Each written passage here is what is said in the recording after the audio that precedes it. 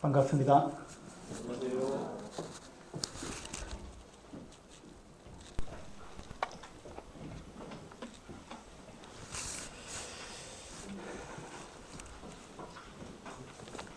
하루가 지났는데 많이 가까워진 것 같습니다. 첫날은 항상 좀 어려운데 오늘 이제 둘째 날이라서 우리 성도님들하고 상당히 좀 마음적으로 가까워진 것 같아서 마음에 큰 부담이 없습니다. 어제 진보가 어떻고 보수가 어떻고 윤석열 대통령이 어떻고 한동훈 장관이 어떻고 이야기를 하니까 아마 우리 성도님들이 마음으로 조마조마하셨던 것 같아요. 경상도 사람이 전라도에 와가지고 도대체 무슨 이야기를 하려고. 아마 오늘 그 교제를 좀 해보니까 식사하면서 교제를 해보니까 마음이 조마조마했다.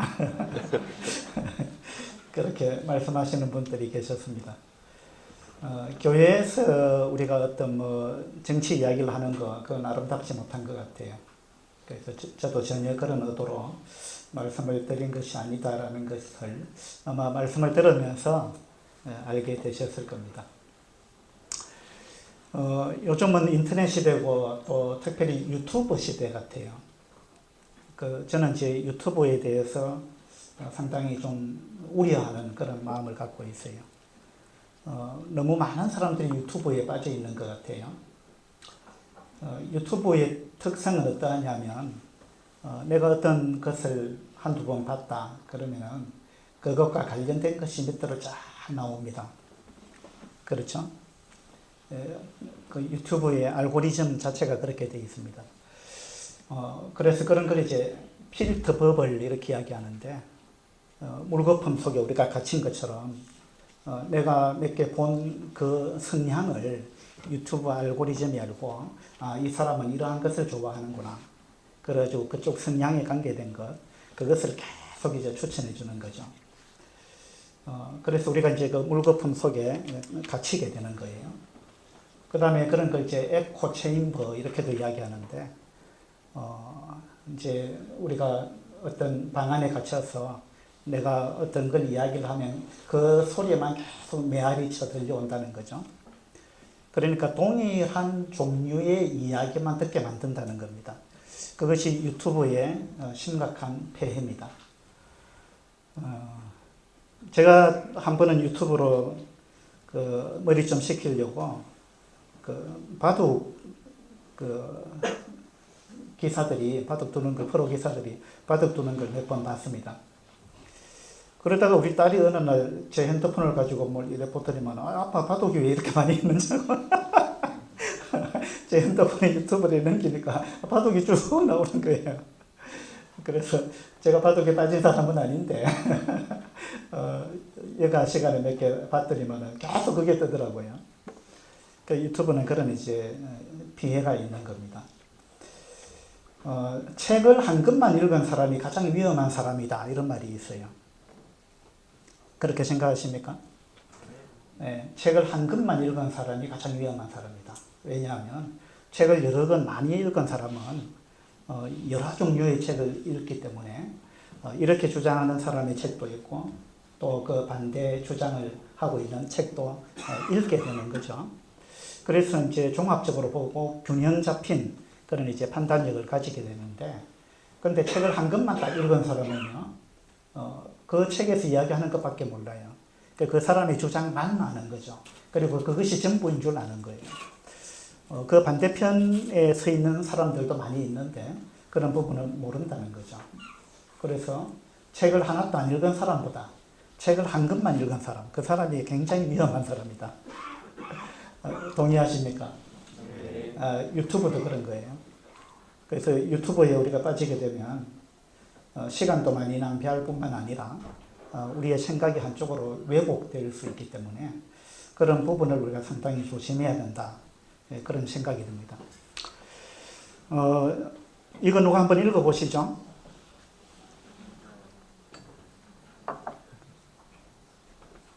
큰 소리로 한번 읽어보세요.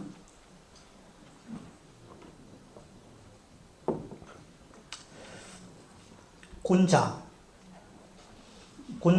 화이, 부동. 맞죠? 그 다음에 소인, 동이, 불화 이렇게 되어 있습니다. 이건 무슨 말이냐면 군자는 인격이 갖추어진 사람은 화합을 도모하되 화합을 도모하되 반드시 자기와 같아야 된다고는 하지 않는다. 획일성을 추구하지는 않는다 이 말입니다. 자기하고 똑같지는 않을지라도 화합할 수 있다. 그게 이제 인격이 갖추어진 사람, 군자의 특성입니다. 그럼 이제 소인의 특성은 뭐냐? 소인배. 소인은 동일한 것을 추구한다는 거예요. 자기하고 같아야 된다. 반드시 동일한 것을 요구하되 화합은 이루지 않는다는 거예요. 그러니까 자기하고 동일하지 않으면, 모든 면에서 일치하지 않으면, 자기하고 똑같지 않으면, 획일화되지 아니하면 그 사람과는 화합하기가 어렵다. 이런 사람을 이제 소인배라 그런다는 겁니다. 여러분은 군자입니까? 소인입니까?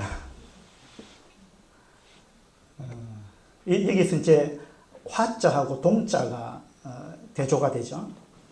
동자는요, 똑같다는 이야기입니다. 획일성이죠. 똑같아야 된다는 말이고, 동자는. 화자는 다르지만 화합을 이루는 거죠. 그래서 이제 이 화자가 글자가 원래 피리 부는 모양에서 따온 글자라 그래요. 이건 이제 음악적인 용어예요. 그래서 화음이라는 단어가 거기서 나온 거죠. 그래서 어제 이야기한 것처럼 피아노 건반이 다 소리가 다르지만 화음을 만들어내면 그냥 막 아무렇게나 두드리면 그 소음이지만, 그러나 그 음악적 원리를 아는 사람이 화음을 만들어내면, 자, 도미솔은 1도화음이잖아요. 맞죠? 파라도는 몇 도화음입니까? 4도화음이잖아요. 또 이게 그렇게 어울릴 때 화음이 된다는 소리거든요. 그래서 거기에 뭐 세븐코드도 들어가고 뭐 여러 가지 이런 것들이 들어가면서 이 전문적인 화음을 만들어내는데, 아무 건반이나 함께 누르면 화음이 안 되잖아요.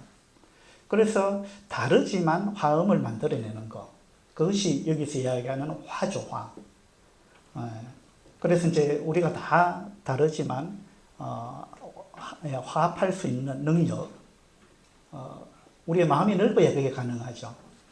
그래서 우리 그리스도인은 사실은 이제 마음이 넓은 사람이 되어야 되죠. 마음이 넓은 사람이 되어야 되는데, 그리스도인일수록 어쩌면 마음이 더 좁아질 수도 있다. 이제 그런 부분을 제가 좀 말씀을 드리고 싶었던 겁니다. 제가 어제 오늘 이제 같이 우리 성도님들과 교제를 좀 해보고 또 이렇게 풍기는 분위기를 보니까 광주 남부교회는 상당히 그 밝고 분위기가 좋고 또 서로 하나 되어 있는 것 같은데, 제가 괜히 이런 이야기를 하는 게 아닌가 이런 생각이 들었어요. 근데 현재 광주 남부교회가 정말 하나 되어 있고 화합이 잘 되고 있고 그렇다면 저는 예방주사를 놓는 거입니다. 근데 혹 그러지 못한 면이 있다면 또 이런 부분을 통해서 우리 성도님들 교훈을 받으면 좋겠다 그런 생각이 들고, 저는 오기 전에 광주 남부교회 한 번도 와보지 않았고 처음이기 때문에 광주 남부교회가 어떤 교회인지 분위기가 어떠한지 뭐 예를 들어서 어떤 어려움이 있는지 이런 거 전혀 몰랐고, 그 다음에 어떤 주제의 말씀을 전해달라고 들은 적도 없고 제가 광주 남부교회가 어떠한지 알아보지도 않았고 그렇게 왔습니다. 그래서 이제 혹시 이런 말씀을 누가 부탁한 게 아닌가 이런 오해를 안 하시면 좋겠습니다. 여러분, 프레임이라는 단어를 아십니까? 어떤 뜻이죠? 프레임. 네, 틀. 그 틀이라는 뜻이죠. 우리 사람들은 다 이 프레임을 갖고 있어요. 너나 할 것 없이. 각자 자기 프레임을 갖고 있다는 거예요. 이 프레임은 다른 말로 세계관이라고도 할 수 있고, 그 사람의 어떤 사고방식, 뭐, 이렇게도 이야기할 수 있는데, 우리는 어떤 프레임을 다 갖고 있어요. 나는 이런 프레임을 갖고 있다. 그러면 이 프레임을 가지고 이제 세상을 보는 거죠. 어떤 사람을 볼 때도 이 프레임을 가지고 본다는 겁니다. 어떤 사람은 이런 프레임을 갖고 있고, 어떤 사람은 또 뭐 이렇게 삼각형 같은 프레임을 갖고 있고, 어떤 사람은 동그란 프레임을 갖고 있고, 어떤 사람은 프레임이 크고, 어떤 사람은 프레임이 작고, 이제 이럴 수 있다는 겁니다. 이제 총선이 4월달에 있을 건데, 총선 시즌이 되면 각 정당들이 이제 이 프레임 짜기에 돌입합니다. 그래서 먼저 프레임을 이제 선점하려고 하고, 그리고 자기가 그 당이 프레임을 자기 구미에 맞는 프레임을 만들려고 하는 거죠. 만들어가지고 국민들 하여금 자기들이 만들어 놓은 그 프레임으로 세상을 보게 만드는 거죠. 이게 이제 선거철이 되면은 선거전략본부에서 하는 아주 중요한 일인데, 우리 모두는 다 프레임을 갖고 있어요. 이 프레임은 어떻게 해서 생기느냐 하면, 자기가 자라온 환경에 따라 달라지고, 누구의 영향을 받았느냐에 따라서 달라지고, 또 어떤 책을 읽었느냐에 따라서 달라집니다. 이 프레임에 우리가 갇히는 거, 이걸 상당히 조심해야 된다. 저는 그런 생각을 하고 있습니다. 마태복음 20장 말씀을 한번 보도록 합시다.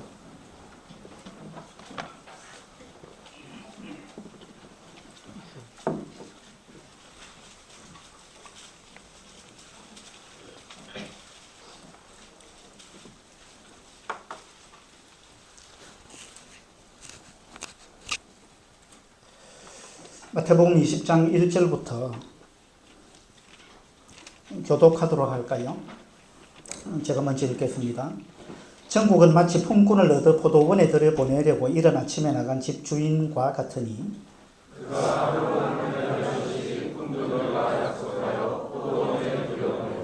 또 제3시에 나가보니 장터에 놀고 서 있는 사람들이 또 있는지라.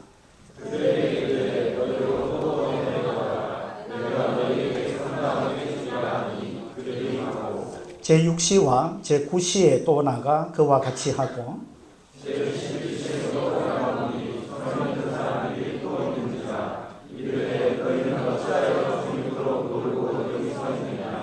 이르되 우리를 품꾼으로 쓰는 이가 없음이니이다. 이르되 너희도 포도원에 들어가라 하니라.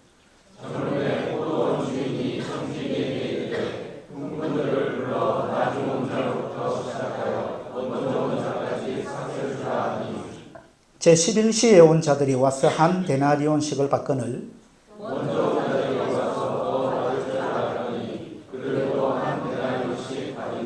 받은 후 집주인을 원망하여 이르되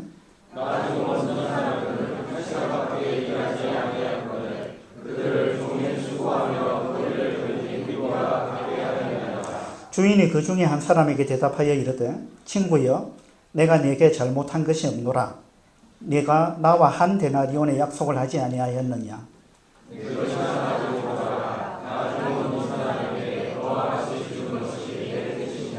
내 것을 가지고 내 뜻대로 할 것이 아니냐? 내가 선함으로 네가 악하게 보느냐?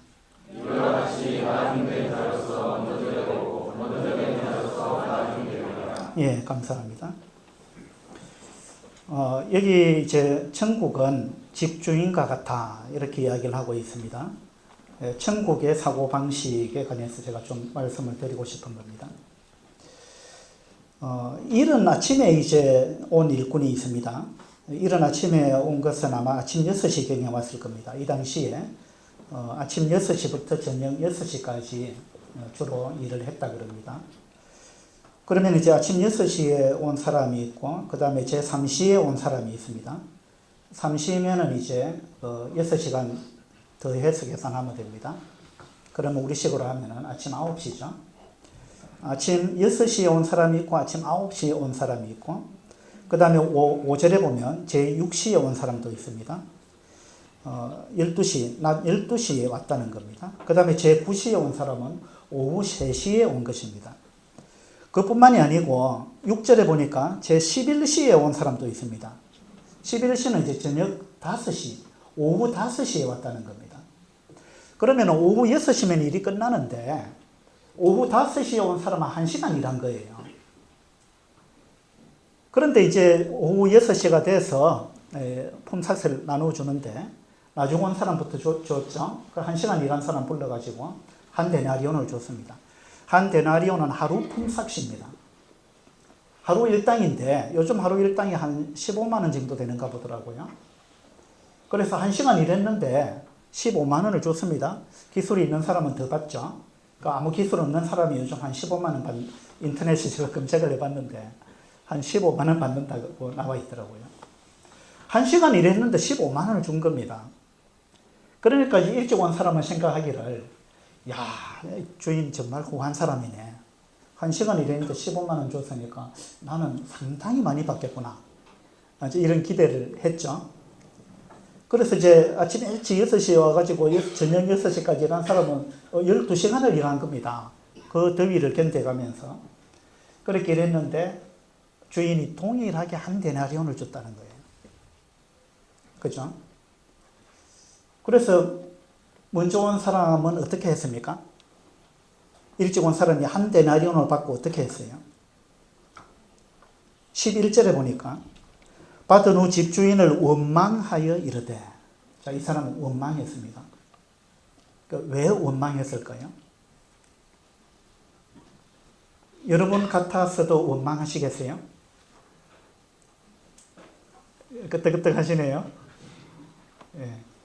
그러면은 지금 이 포도밭 주인이 먼저 온 사람한테 한 데나리온 준 것은 주인이 지금 임금을 적게 준 겁니까? 떼어먹은 겁니까? 사기를 친 거예요? 어떻게 한 겁니까? 예? 제대로 준 거죠. 제대로 준 거예요. 왜냐하면 하루 일당 준 거예요. 정상적으로 준 겁니다. 정상적으로.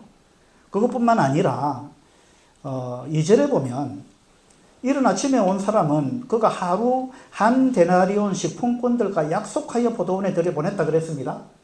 하루 한 데나리온 주겠다고 약속하고 들여보낸 거예요. 아침 6시에 온 사람을. 그러니까 약속한 대로 준 거예요. 그러니까 주인은 정상적으로 줬습니다. 정상적으로 줬기 때문에 아침 일찍 온 사람은 불평할 이유가 없는 거예요. 불평해서는 안 되는 겁니다. 오히려 감사해야 돼요. 내가 오늘 하루 허탕칠 수도 있었는데 주인이 나를 선택해가지고 나를 불러가지고 일을 시키고 하루 일당을 줬다. 그 내가 하루 일당을 받았으니까 나한테 일할 수 있도록 오늘 하루를 참 보람되게 보낼 수 있도록 나를 선택해 주셨고 나한테 또 일당을 제대로 주셨기 때문에 참 감사합니다 하고는 돌아가야 이게 정상입니다. 맞지 않아요? 그렇게 생각 안 합니까? 감사해야 되는데 이 사람은 감사를 안 했습니다. 왜 감사 안 한 거예요? 비교했죠. 비교했습니다. 우리도 이제 이걸 조심해야 돼요. 우리도 비교하기가 쉬워요. 자꾸 비교하는 거죠. 나는 교회 아침 일찍 와가지고 청소도 하고 열심히 뭘 하는데 누구는 왜 그렇게 안 하느냐? 왜 내만 열심히 해야 되느냐?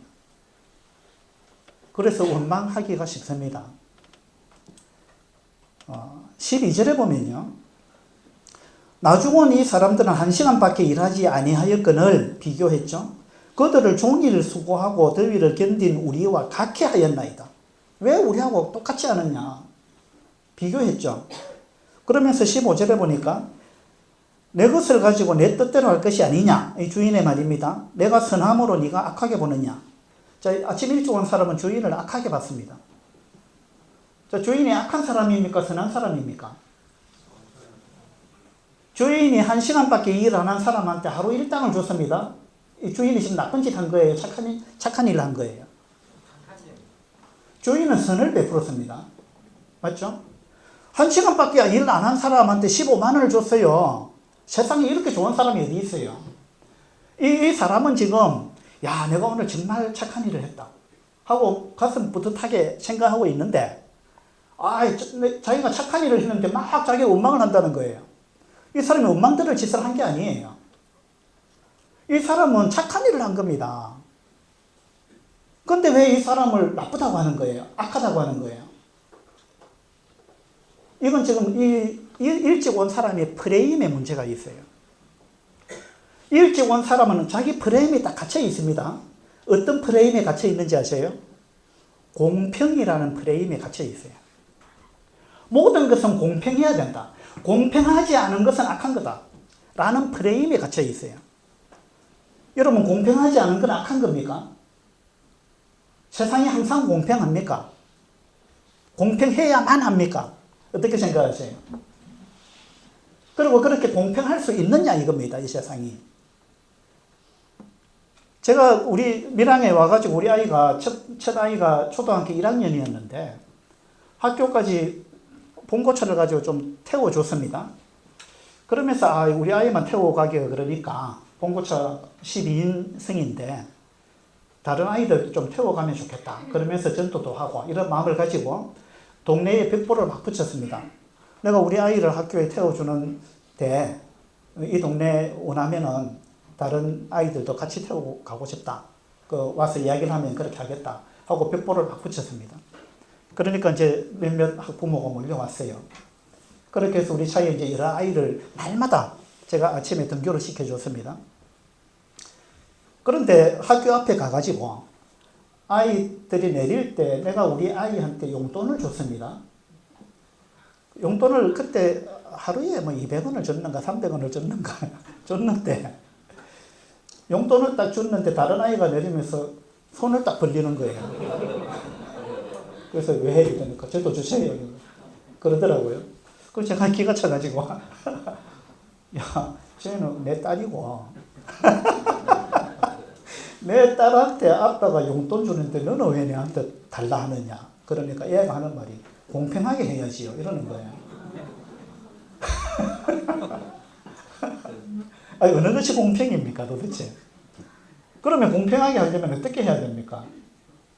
우리 차에 타는 아이한테 다 줘야 되는 거 아니에요? 그럼 우리 차에 타는 아이한테만 줘야 됩니까? 그 길거리에 등교하는 애들 다 줘야 되는 거 아닙니까? 따지고 보면. 진짜 공평하게 하려면 전 세계 아이들 다 줘야지. 어느 것이 공평입니까 도대체? 근데 공평하게 되느냐 이겁니다 또. 예? 안 그래요? 근데 우리 사람은요 이상하게 공평해야 된다라는 생각에 빠져 있어요. 그래서 공평하지 않은 건 악한 거다. 이 프레임에 빠져 있는 거예요. 형제 일을 했는데 우리 교회에서 그래가지고 이번에 어느 교회가 뭐 헌당식을 한다는데 우리가 그 헌금을 좀 하는 게 어떻겠습니까? 그래가지고 뭐 그러면 합시다. 얼마 할까요? 이래가지고 이야기를 의논을 하는데 이번에 뭐 우리 뭐 한 100만 원 정도 좀 헌금하는 게 안 좋겠습니까? 누가 그랬어요. 그러니까 얼마 전에 우리 다른 교회 또 헌당식 때 헌금했잖아요. 그때 얼마 했습니까? 묻더라고요. 그때는 아마 좀 더 많이 한 것 같은데요. 그러니까 공평하게 합시다 이러더라고요. 그거 공평하게 해야 되는 겁니까? 어떻게 해야 되는 거예요? 그럼 모든 교회 헌당식 할 때 다 똑같은 일률적으로 똑같은 금액으로 우리가 헌금을 해야 됩니까? 여러분 어떻게 생각하세요? 그래서 제가 그랬습니다. 그걸 왜 공평하게 해야 됩니까? 그리고 어느 것이 공평입니까? 금액을 똑같이 하는 것이 공평입니까? 아니면은 어려운 교회에 더 많이 주는 게 공평입니까? 어느 것이 공평입니까? 물어봤어요. 어느 것이 공평이에요?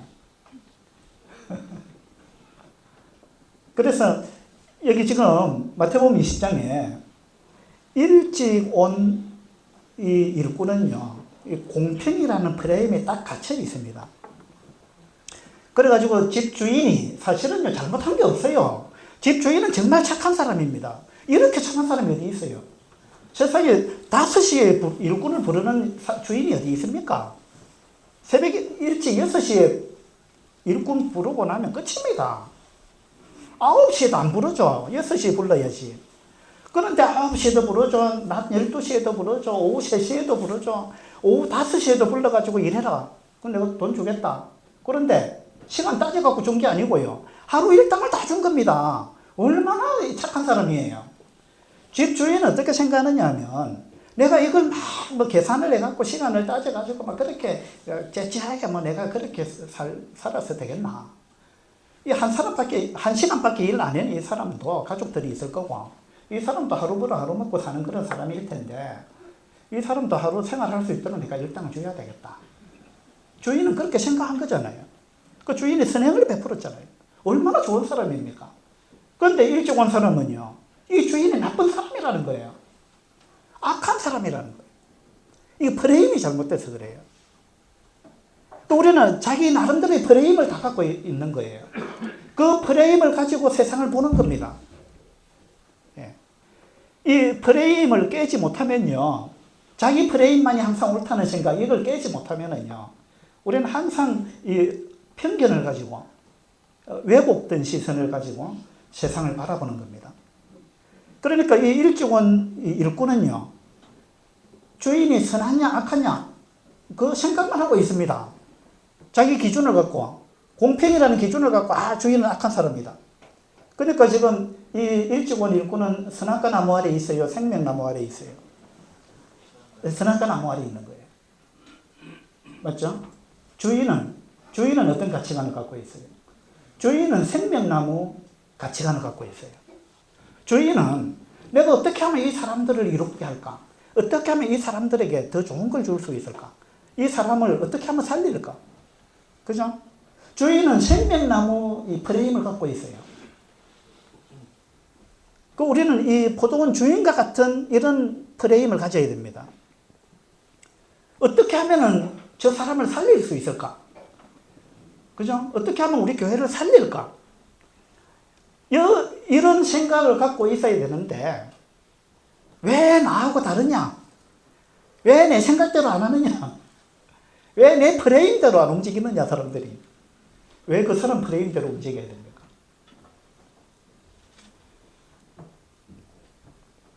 하나님의 프레임하고요, 우리 자꾸 내가 어떤 프레임을 갖고 있다면 내 프레임하고 하나님의 프레임이 같은가, 이걸 생각해야 돼요.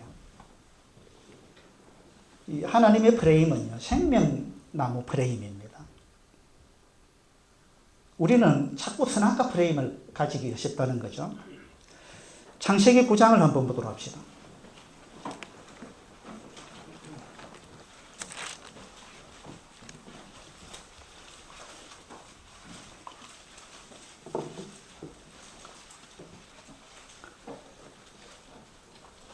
창세기 9장 20절입니다.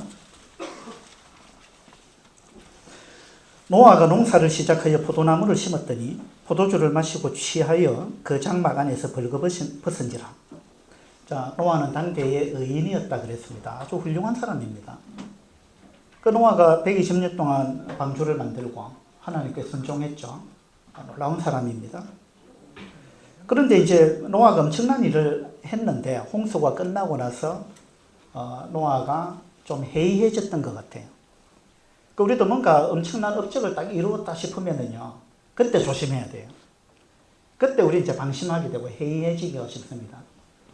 이걸 누구는 엘리야 증후군이다 이렇게 이야기하던데, 엘리야가 갈멜산에서 엄청난 승리를 거두고는 이세벨한테 쫓겨가지고 하나님 나 좀 죽여주세요. 그런 지경으로 빠져들었잖아요. 그러니까 우리가 뭔가 성취했다 싶을 때 그때 우리 참 조심해야 됩니다. 노아가 아마 방심했던 것 같아요. 그래서 노아가 이제 포도주를 실컷 먹고는 장막 안에서 벌거벗었습니다. 옷을 다 벗고 나체로 그냥 그렇게 누워 있었던 것 같아요. 22절에 가나안의 아버지 함이, 이제 노아의 아들이죠. 함이 그의 아버지의 하체를 보고 밖으로 나가서 그의 두 형제에게 알림해. 함이 장막 안에 들어가 봤더니만 자기 아버지가 세상에 빨가벗고 대낮에 막 완전히 큰 대자로 이렇게 누워 있는데 꼴불견이잖아요.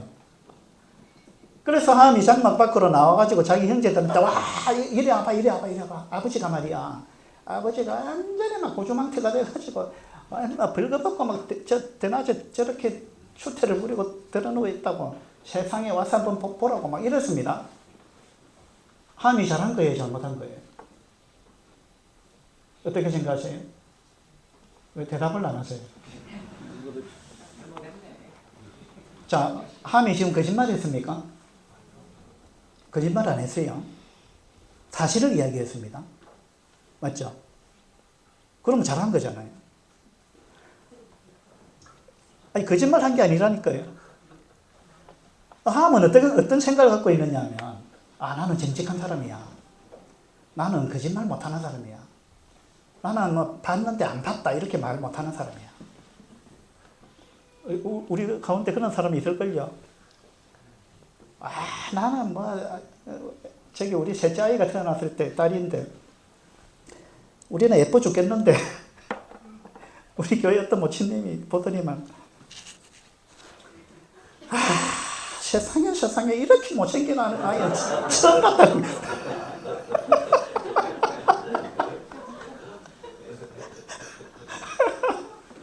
아이고 얼마나 그냥 막 상처가 되는지 제가 볼 때는 너무 예쁜데 세상에 이렇게 못생긴 아이를 처음 봤다는 거예요.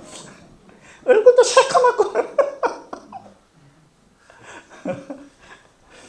그래가지고 옆에서 누가 그랬어요. 아이고 어떻게 그렇게 이야기하느냐 그러니까 나는 거짓말 못하는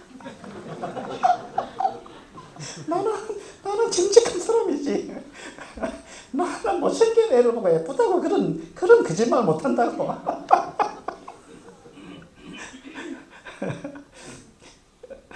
어느 게 잘하는 거예요. 이 함이 나는 본 걸 이야기했는데 내가 뭘 지어낸 것도 아니고 거짓말한 것도 아니고 사실을 이야기했잖아요. 근데 사실을 이야기했다고 옳은 건 아니에요. 맞죠? 그런데 23절에 보면요. 셈과 야벳이 옷을 가져다가 자기들의 어깨에 메고 뒷걸음져 들어가서 그들의 아버지의 하체를 덮었으며 그들의 얼굴을 돌이키고 그들의 아버지의 하체를 보지 아니하였더라. 자, 함은 22절에 보니까 그의 아버지의 하체를 보고 이랬습니다. 함은 봤습니다. 어떻게 봤느냐? 원어로 보면요. 이 보고라는 단어가 조사하다. 이런 뜻을 갖고 있어요. 조사. 뭔가 조사를 하듯이. 그냥 대충 봤다는 게 아니에요. 그러니까 함은 어떻게 봤느냐 하면 힐끗 쳐다본 게 아니고 만족스럽게 응시했다 이 말이에요. 그런데 셈과 야벳은 어떻게 했습니까? 아예 안 봤다는 거예요. 안 보려고 뒷걸음질 쳐 들어갔다는 거예요. 그리고 옷을 덮고 보지 않고 그렇게 나왔습니다. 누가 잘한 거예요? 이 셈과 야벳은 생명나무 프레임을 갖고 있어요. 자, 사실은요, 아버지가 잘못했잖아요. 그래서 함은 어떻게 생각하느냐? 함은 선악과 프레임을 갖고 있어요. 함은 아버지가 잘못했지 내가 잘못한 게 아니다. 아버지가 잘못한 걸 잘못했다고 내가 말했잖아. 나는 정직한 사람이야. 아버지가 잘못했지. 그러니까 선과 악에 대해서 아주 민감한 거예요. 근데 셈과 야벳은 아버지가 잘했느냐 잘못했느냐에 관심이 없어요. 그게 중요한 게 아닙니다. 아버지가 잘못했느냐 잘했느냐가 중요한 게 아니에요. 아버지의 권위를 어떻게 내가 살려줄 거냐 자식으로서. 어떻게 아버지를 보호해 줄 거냐. 아버지의 위신과 체면을 아버지의 그 권위를 어떻게 우리가 살려줄 거냐. 셈과 야벳은 그 가치관을 갖고 있어요. 생명나무 프레임을 갖고 있는 거예요. 어떻게 아버지를 살릴 거냐. 맞죠? 지금 아버지가 실수했습니다. 실수했지만 우리가 살다 보면 실수할 수 있잖아요. 실수한 사람을 봤을 때 우리가 그 사람을 어떻게 살릴 거냐. 거기에 관점을 둬야 되는데 저 사람이 잘못했으니까 잘못한 걸 짚어가지고 책망을 해야 되고 그걸 떠벌려야 되고 막 그렇게 공개를 해야 되고 망신을 줘야 되고 그건 아니잖아요. 함은 자식이 아버지한테 해야 될 태도가 아닌 거예요. 자기는 나는 정직한 사람이다. 나는 잘했다. 아버지가 잘못했다. 그렇게 생각할 수 있어요. 이게 선악과 프레임입니다. 우리 잘못하면 이런 프레임 가운데 빠져들기가 쉽다는 거예요. 우리는 선악과를 너무 좋아하는 거예요. 사사건건 선악과 신앙을 갖고 살아갈 수가 있다는 겁니다. 바리새인들이 그랬어요. 야곱이 자기 외삼촌 집에 가가지고 오랜 세월을 고생을 하다가 또 손해를 많이 보고 내가 도저히 이렇게는 살 수 없다 해가지고 이제 자기 아내들과 자식들 가축 다 이제 데리고 떠나잖아요. 자기 외삼촌한테 이야기하고 떠났습니까? 그냥 떠났습니까? 몰래 떠났잖아요. 몰래 떠났는데 이 라반, 외삼촌 라반은 3일 후에 그걸 알았어요. 3일 후에 라반이 그걸 알고 여러분이 라반 같으면 어떤 마음이겠어요? 어떤 기분이겠어요? 지금 누가 잘한 거예요? 야곱이 잘했습니까? 라반이 잘했습니까? 누가 잘한 거예요? 누가 잘못한 겁니까? 자, 야곱이 잘했다. 손 들어보세요. 한 사람이 있습니다. 라반이 잘했다. 손 들어보세요. 한 명도 없네. 그러면 한 명 손 드는데 손 안 드신 분들은 뭡니까? 라반의 입장에서는요, 얼마나 괘씸했겠어요. 어떻게 말이야 사위가 돼가지고 장인어른한테 한마디 말도 없이 야밤에 도주를 이렇게 내 딸들을 데리고 내 손주들을 데리고 내 가축들을 데리고 야밤에 도주를 했다. 괘씸하죠. 또 야곱의 입장에서는 야곱도 또 충분히 그래 할 만한 또 세월을 살았잖아요. 장인어른한테 얼마나 속았습니까? 그러니까 야곱의 이야기를 들어보면 야곱의 말이 옳고 라반의 말을 들어보면 또 라반의 말이 옳을 수도 있어요. 그렇잖아요. 어쨌든 이 라반이 괘씸한 생각이 들었습니다. 그래가지고 3일 후에 이제 추격을 합니다. 추격을 하는데 7일을 쫓아갔습니다. 7일을 쫓아가가지고 드디어 그 앞에 다다랐습니다. 근데 밤이 됐죠. 이제 그 밤을 보내고 아침에 이제 바로 앞에, 코앞에 왔는데 아침에 이제 쫓아가서 이제 막 어떻게 할 생각을 갖고 있습니다. 지금 어떤 생각을 품었겠어요? 내가 죽여버릴까 살려줄까 어떻게 할까 막 속에서 온갖 생각이 다 들었을 거예요. 그런데 그날 밤에 하나님이 꿈속에 라반한테 나타나셨어요. 뭐라고 하셨죠? 꿈속에 나타나셔서 하나님이 뭐라 하셨어요? 한번 찾아볼까요? 창세기 31장입니다.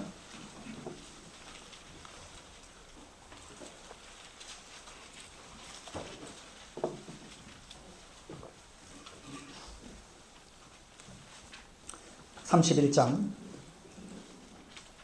24절입니다. 24절. 밤에 하나님이 아람 사람 라반에게 현몽하여 이르시되 너는 삼가 야곱에게 선악간에 말하지 말라. 선악간에 말하지 말라. 이 라반이 지금 만나면 무슨 이야기 하고 싶겠어요? 내가 어떻게 그렇게 악할 수 있느냐? 어떻게 사람이 그럴 수 있느냐? 네가 사위가 돼가지고 장인어른한테 어떻게 이럴 수 있느냐? 네? 너 도대체 지금까지 누구한테 뭘 배우고 어떻게 살아온 놈이냐? 하고 싶은 말이 얼마나 많겠어요. 라반이 하는 말은 나는 선이고 너는 악이다 이 말 아니에요. 야곱의 마음속에 그게 가득 차 있는 거예요. 그래서 너가 잘못했기 때문에 내가 널 가만두지 않겠다. 거기 29절에 보세요.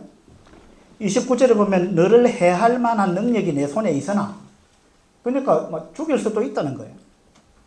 너를 해할 만한 능력이 내 손에 있으나 너희 아버지의 하나님이 이 라반의 하나님은 아니에요.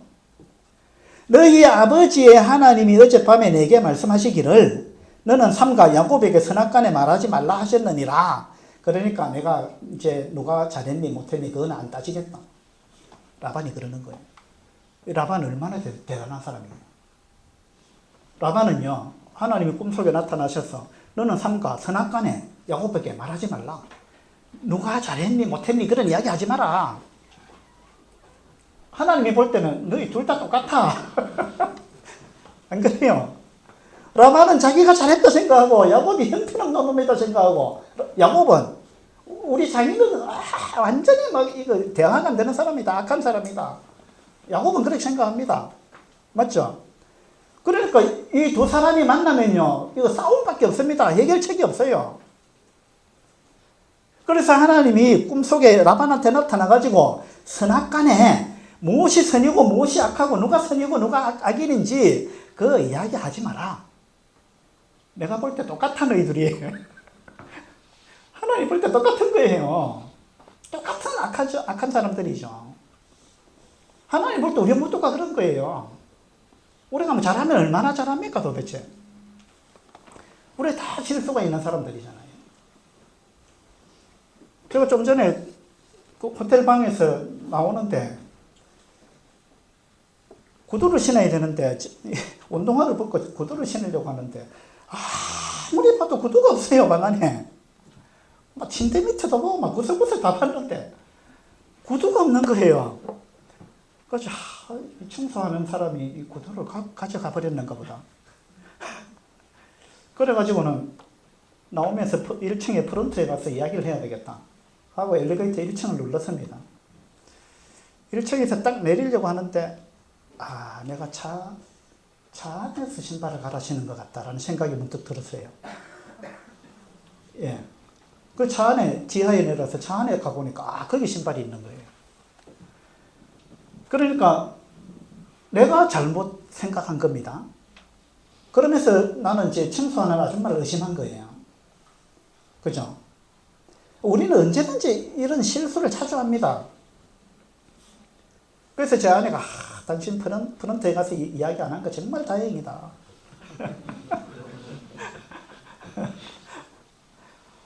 우리 이런 실수 참 많이 합니다. 자, 스크린 한번 보세요. 아주 아름답죠? 이게 이제 밀양에 있는 어떤 장소인데 이름이 금시당입니다.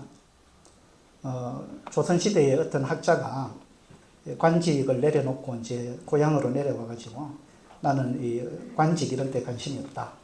그래서 나는 자연과 벗하면서 살고 후학들을 양성하고 그렇게 유유자적하게 살고 싶다 해가지고 내려와서 여기다가 이제 이런 건물을 짓고 후학들을 가르치고 했던 이제 그런 장소입니다.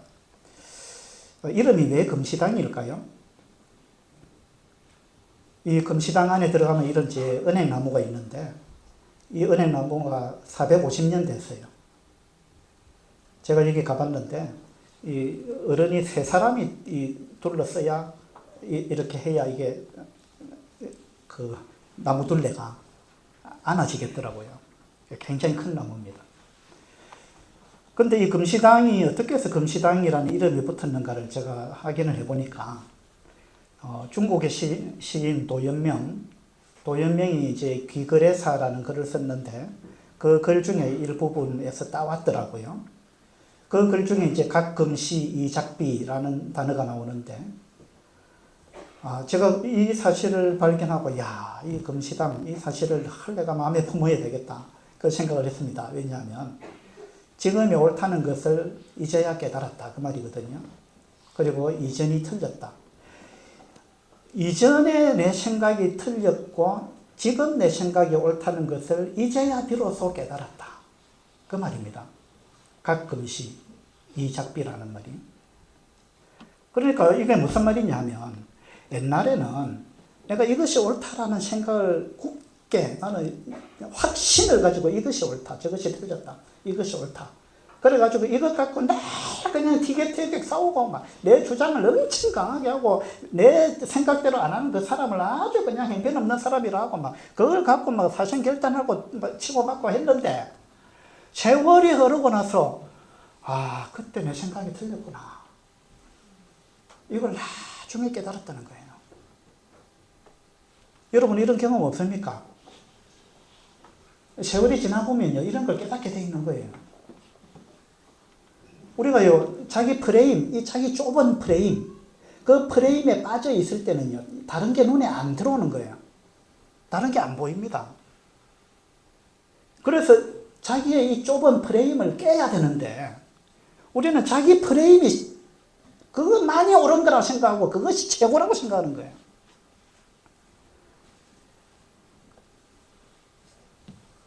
제가 얼마 전에 한 달 전인가 남원 서문교회 복음 집회를 갔었어요. 그리고 집회를 잘 마치고 이제 돌아오는데 이번에는 제가 그 교회 봉고차를 몰고 왔습니다. 근데 그때는 봉고차를 교회에서 쓸 일이 있어가지고 다른 성도의 성용차를 몰고 남원에 갔었어요. 그래서 이제 갔다가 집회를 마치고 이 성용차를 몰고 오다가 고속도로 휴게소에 들어가가지고 기름을 넣어야 되겠다 해가지고 주유소에 들어갔는데 자기가 넣는 그 셀프 주유소 이런 데인데, 그래서 이제 스타렉스는 경유를 넣는데 이거는 내가 몰고 오는 이 차는 승용차이기 때문에 이 차에 경유를 넣으면 큰일 난다. 이제 제가 그 생각을 했죠. 그래서 이 차에는 반드시 휘발유를 넣어야 돼. 다짐을 하고. 그래서 휘발유를 주유 그걸 딱 잡고는 휘발유를 다 넣습니다. 이제 10만 원어치 휘발유를 넣었어요. 조심해서 경유 넣으면 절대 안 된다 이 생각하고 휘발유를 넣고 이제 다시 운행을 하는데 조금 오니까 차가 덜덜덜덜 하는데 너무 이상한 거예요. 악셀을 밟아도 차가 잘 안 나가는 거예요. 이상하다 하고 이제 1차로에 가다가 2차로로 옮겼습니다. 근데 악셀을 밟았는데 이게 속도가 안 나요. 아무래도 이상하다 싶어서 갓길로 이렇게 뺐습니다. 갓길로 탁 뺐는데 시동이 꺼졌어요. 고속도로에서. 아주 위험했잖아요. 그래가지고는 시동을 다시 거는데 안 걸리는 거예요. 이거 도대체 왜 이러지? 그래서 차 주인한테 전화를 했습니다. 이 차가요, 갑자기 이런 현상이 벌어졌다 그러니까 왜 그렇죠? 지금까지 아무 이상이 없었는데. 그리고 전화를 끊고 레카 좀 불러달라 하고 보험회사 통해가지고 그래놓고 원인이 뭘까 생각하는데 기름을 내가 잘못 넣은 거 아닌가, 경유를 넣은 게 아닌가, 승용차에. 아무리 생각해도 내가 휘발유 넣는다고 조심조심해서 넣었는데, 그런데 순식간에 딱 떠오르는 생각이 이 차가 혹시 경유차가 아닌가 이 생각이 들었어요. 그래서 다시 전화를 해가지고 차 주인한테 전화해가지고 이 차가 혹시 경유차냐 물으니까 경유차라는 거예요. 승용차인데 나는 승용차가 경유차일 줄은 상상을 못했어요. 생각을 못했어요. 봉고차는 경유 넣어야지. 그런데 승용차는 경유 넣으면 안 된다 해가지고 휘발유를 조심조심해서 넣었잖아요. 근데 알고 보니까 이 차가 경유차였어요. 이거 그래가지고 이제 견인을 해가지고 왔습니다. 미란까지 와가지고 견인비 들었죠, 차 수리비 들었죠, 기름 다 버렸죠, 손해를 이만저만 본 게 아닌데. 그리고는 그 차를 내가 다시 주유구를 열어봤습니다. 여기 보세요, 뭐라고 적어놨어요. 경유만 사용할 것. 노란 딱지 딱 붙여놨습니다. 디젤 오니. 경유, 디젤, 이쪽 저쪽 그냥 노란색으로 이 차는 경유 넣어야 된다고 이래 경고를 붙여놨잖아요. 저는 이것이요, 내 눈에 하나도 안 들어왔어요. 주유소에서 주유할 때 나는 이것이 붙어 있는 줄도 몰랐습니다. 이 글자가 있다는 자체를 몰랐어요.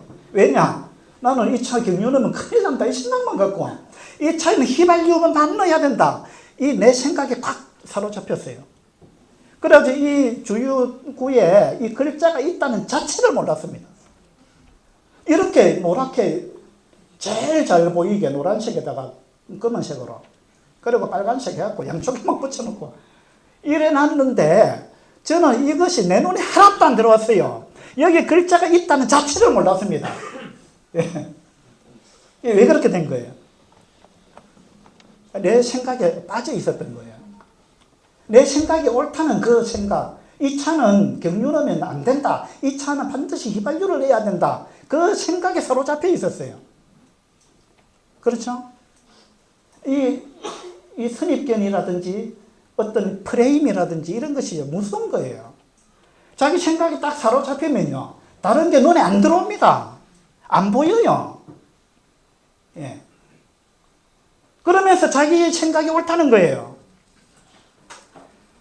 그래서 유튜버 진보적인 유튜버 보는 사람은 계속 그것만 보거든요. 그러니까 팩트를 이야기도 안 받아들입니다. 자기 본 게 이거니까. 맞잖아요. 그 생각에 완전히 사로잡혀버린 거예요. 이 프레임이라는 건 무서운 것입니다. 그래서 나는 어떤 프레임을 갖고 있느냐? 이걸 우리가 조심해서 살펴봐야 됩니다. 나는 생명나무 프레임을 갖고 있느냐? 안 그러면 선악과 프레임을 갖고 있느냐? 우리 대부분은요, 선악과 프레임을 갖고 있어요. 저 사람은 잘못됐다. 내가 옳다. 저렇게 하면 안 된다. 그 자기 프레임, 자기가 정해놓은 프레임, 거기에 빠져 있는 거예요. 성경에 그런 말씀이 없지 않느냐 해도 그게 안 들어오는 거예요. 자기 생각이 옳다는 거예요. 그 생각에서 벗어나지 못하면, 그 프레임에서 벗어나지 못하면 여러분은 자기가 옳다고 생각하는 그것으로 다른 사람을 죽이는 거예요. 선으로 자기는 그것이 선이라 생각하는 거예요. 그죠? 선을 자기가 생각하는 그 선을 가지고 그것이 자기한테 무기가 되는 거예요. 그걸 갖고 다른 사람을 죽이는 거예요. 이건 선악과 프레임의 엄청난 피해입니다. 그래서 우리가 어떤 프레임에 빠져 있는가, 이 부분을 상당히 조심해야 됩니다. 함은 선악과 프레임에 빠져 있었어요. 셈과 야벳은 생명나무 프레임을 갖고 있었습니다.